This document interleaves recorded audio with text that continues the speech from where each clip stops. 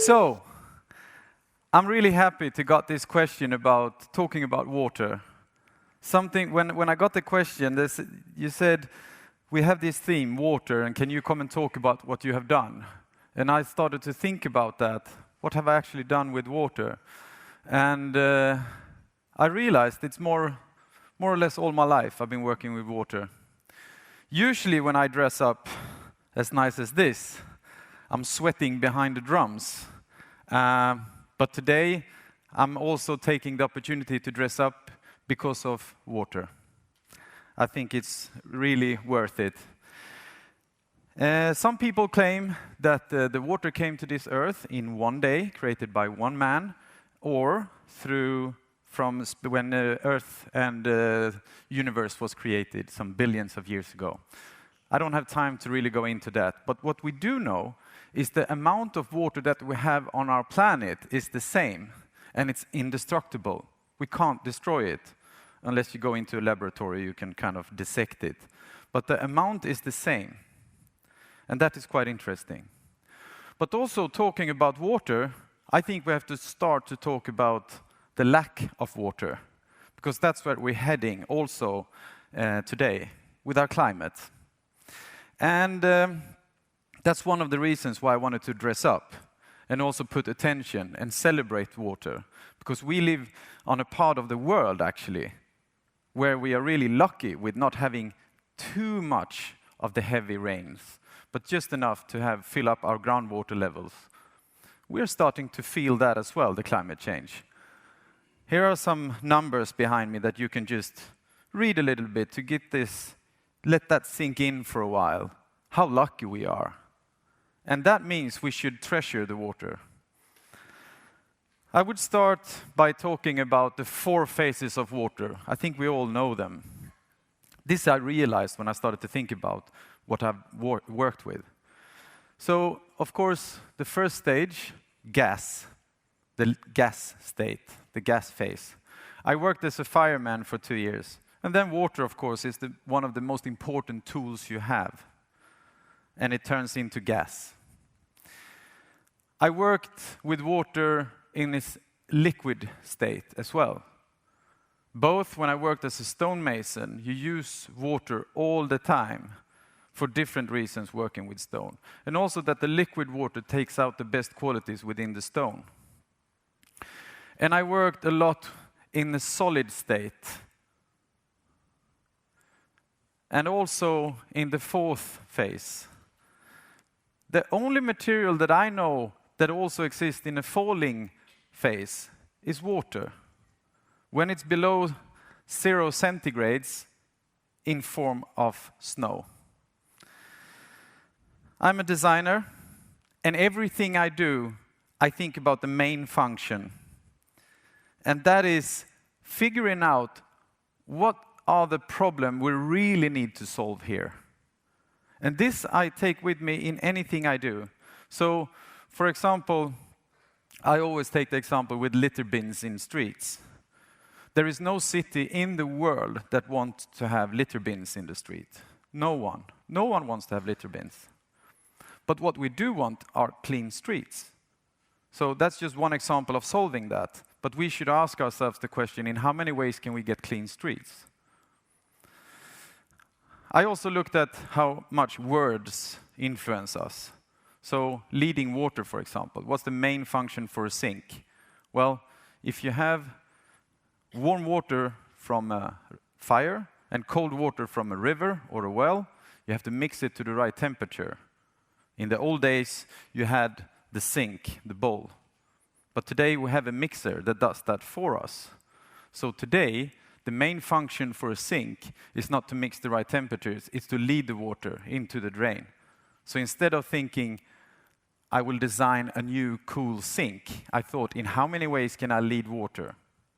And then it turned out like this.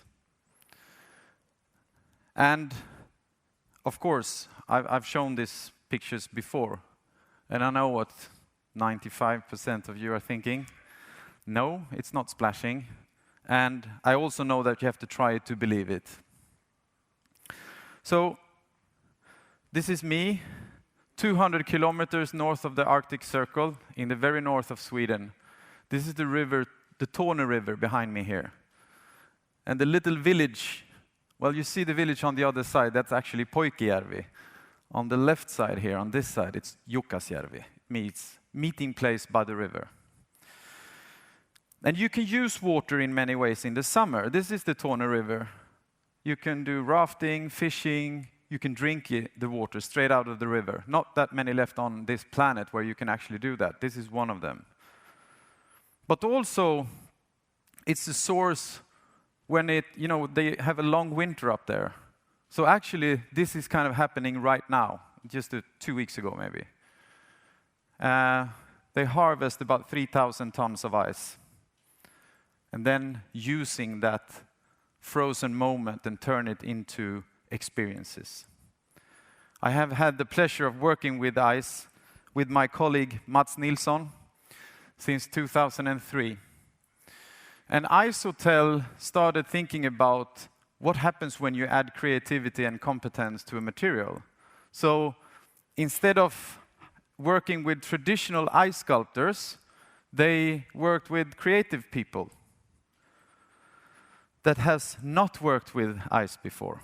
Because Icehotel said, we don't need another swan, eagle, bear, dragon, all those things. We need new things. And because you work with a material that you know will melt away, that kind of liberates your thinking. It's very liberating to work with a material that you know will go away in maybe a few minutes. So, this is how you build an ice hotel. You take a river, preferably Torne River, and you pump it through water cannons, and you make snow or snice like this. Then you add metal molds, put them in a long row, and then you throw all this snow and snice on top of it. So it looks like this. Then you wait maybe a day or so, and then you remove those molds, and you have this long corridor. Youngest one in the room, yeah? And then you have this corridor, and then you add dividing walls, so you create rooms in this long corridor. Then you add lighting, and you do whatever you want to do. You express whatever you want to express. And it can look in any way. And the only rule that Icehotel has is that you can do anything you want as long as it not has been done before. So there is just no limit of what you can do. I would love to have talked 30 minutes of each of those projects. But I can't, not this time.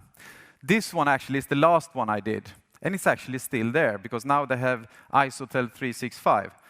They use the sun to cool down a building so they can preserve part of the winter also during summer. I know, crazy, but that's what's happening. You can also blow up a balloon, like this, or two, and on the picture to the left, you can see that we're spraying water on top of that balloon when it's cold for 5 days, 24 hours a day. And, to the right, you see the pictures of the guy standing on top of the balloon when we deflated it. So you get this structure, 9 meters high. And this year, I think it was 2014, 15 maybe, I did this together with two of my friends, Marinus and Elin.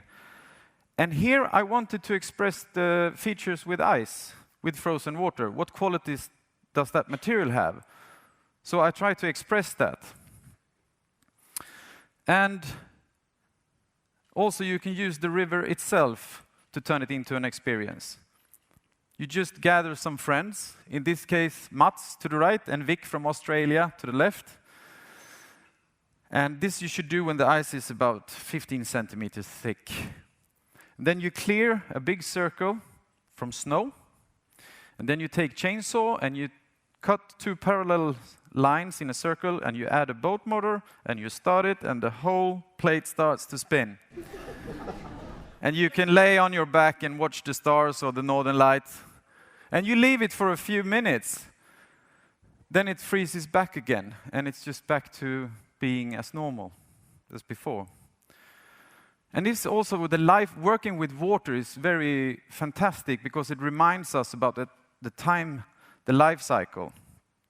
So it melts, it goes back into the river, it goes back into nature, and then into the river, and then we can use it again. We can also export water, especially ice. You can do an ice bar like this. You build an insulation inside a room. So it requires about as much energy as keeping a normal size apartment warm, but we keep it cold. And then we add all this natural ice.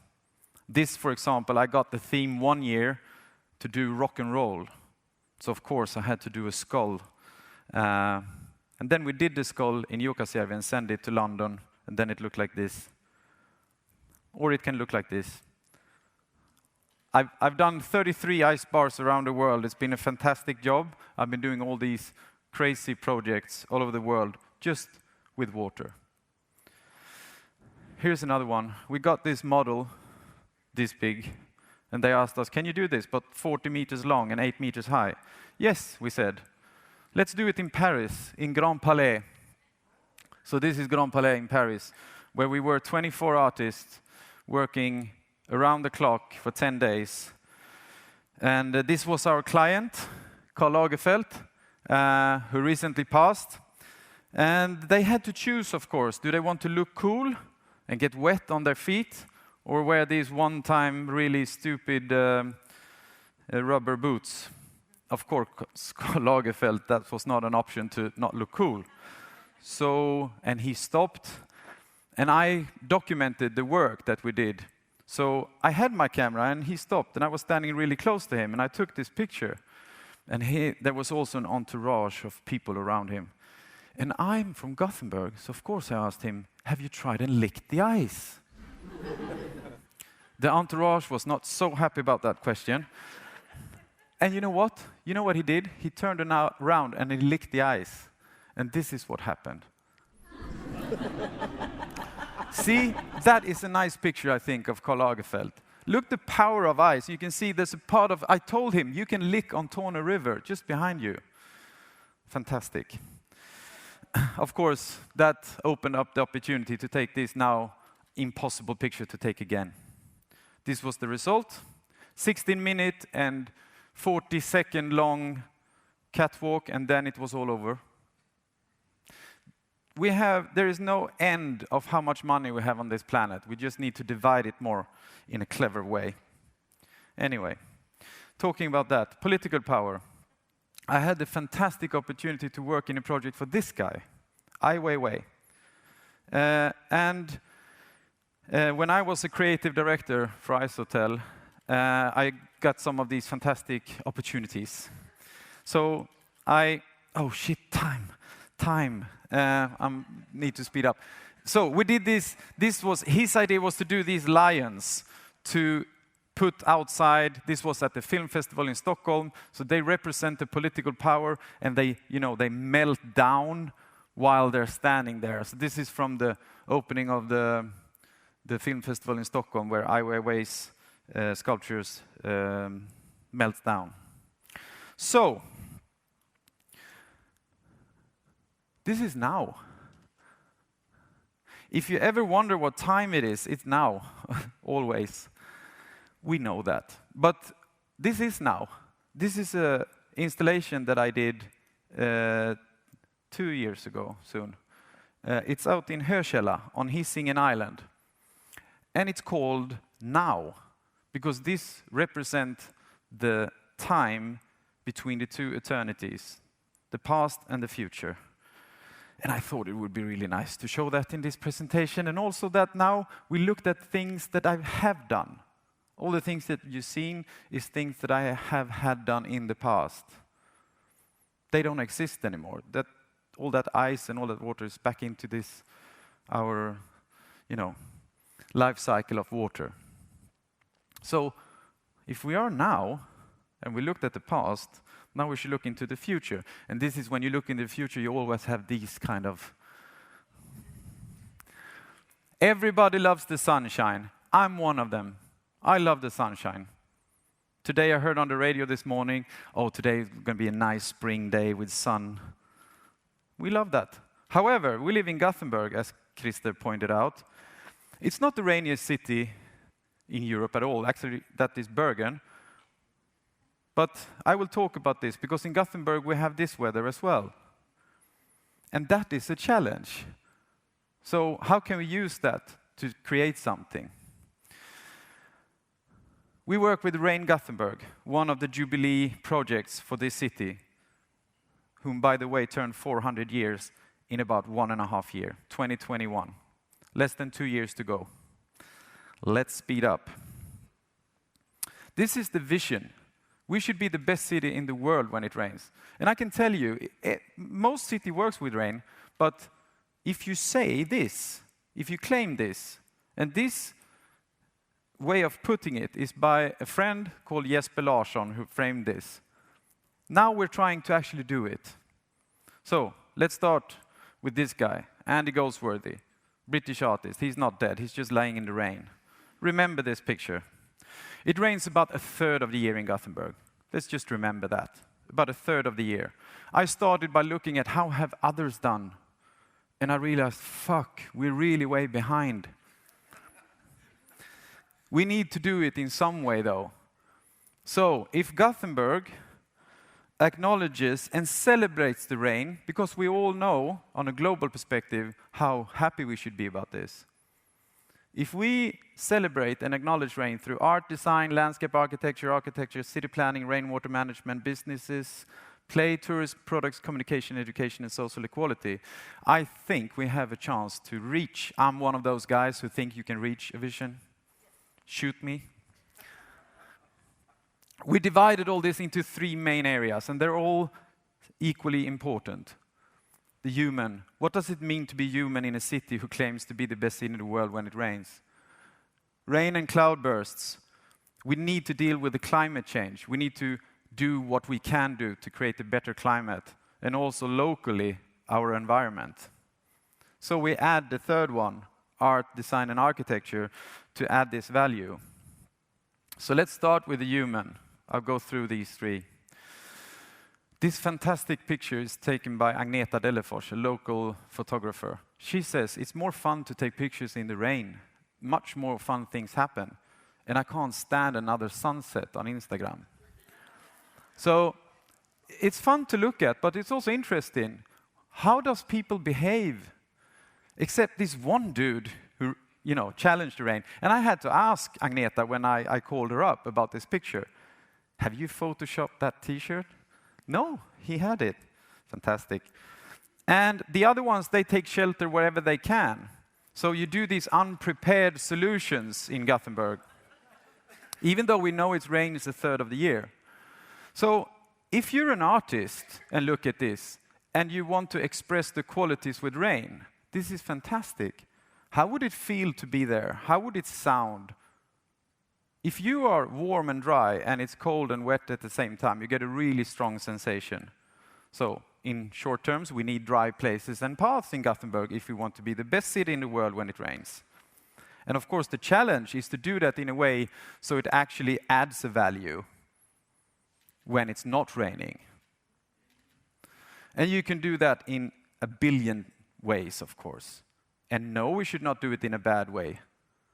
That should be creating, safety, good lighting, human scale things. And also we have a lot of events in Gothenburg. Way Out West is one. It has happened that it rained during Way Out West. It will probably, likely happen again. So, Rain Gothenburg, we work with, let's, secure all the festivals, not from rain, but lifting its qualities. So we can, blow things up like this, so you can be dry, but at the same time experience rain and appreciate it. On another human level, we have this.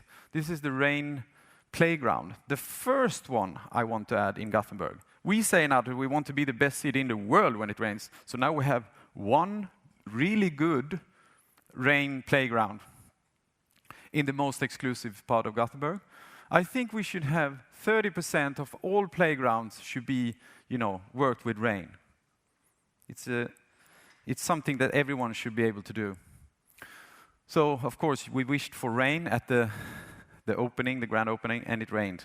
Fantastic. This picture I took, we work with the local transport, public transport company as well, or we are trying to. And I went to the toilet, and here was what I saw. This, I took this picture, and it says, "Dear sister, were you surprised? Help is here. You find painkillers in the reception."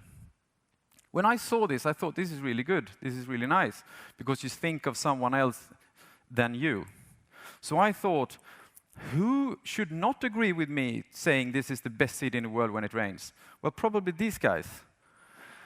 So this is also a problem we need to deal with. We can't just ignore it. So we are now trying to do a collaboration with Factum, our local, the paper for homeless people. So we want to do a design workshop with homeless people to address this issue and see what we can do. So that was on a human level. Rain and cloudburst, this is not what we want. And it's not only that it's unpleasant, it's actually bad for our environment locally and our climate on a global scale. We don't want this, and I have to remind you, this is not just rainwater. This is the sewage coming straight back up at you. And this costs a lot of money. So it's actually to save money that we work with this. So Rain Gothenburg, of course, all these pictures are from other cities. We want Gothenburg to have this as well. And we will. We are working in a lot of projects now that this is coming. So we want, this is in Swedish, by the way, but this says that we should have creative, innovative, good ways of delaying water, cleaning water, dealing with water. And we work a lot with property owners. And this is the smallest version. This is the least thing anyone who has a property can do, even you who has a property, a house. You can cut off the pipe and just delay some water before it goes back into the system. And it actually helps the environment and the climate. Fantastic. And we can do it in a medium scale way as well, bigger and bigger. And that's why we need this. Because humans, as artists, designers, architects, and all creative, we look at the human, we put that in the center. Some brilliant person filmed this with his or her mobile phone on a bus, actually in Gothenburg, where the plastic seal has broken, so the rainwater comes in between the windows, the glasses. When I saw this, I thought, oh, that's brilliant. That's how they should work at the public transport company. They should work with artists and designers and prepare. So when you go on a public transport in Gothenburg, when it rains, you get an art exhibition. Here is one good example that we always try to address. Very good example of how you take something negative and turn into a fantastic opportunity. They did that with Highland Park, and we can see the result of that. The whole city stood by it after a while. There was always some, crazy people with a lot of energy that started it. We want to do that with Rain Gothenburg too, and we think we can. But not on our own. We have to do it together, the whole city. So this is one way. This is in the center up there is Götaplatsen, just outside the doors here. And then we have Viktor Rydbergsgatan going up. And there's a lot of problems. So, sorry to say, but there's another place in Gothenburg we have to dig up. But we need to do that to prevent floodings. So, when I heard about this project, I said, can we pause that, stop it? And they said, why? And because this is one of the most important places, one important place in Gothenburg. And I thought, what if we threw in world-known artists to work with the engineers and technicians? So we did. This is Superflex from Denmark. They've been part of this project now for a while. And they work all over the world with different projects. And we are really happy to be working together with them. And we hope now that we will see the final result of their work together with the city of Gothenburg in 2021. We really hope that. We're really trying to make that happen. But we will see.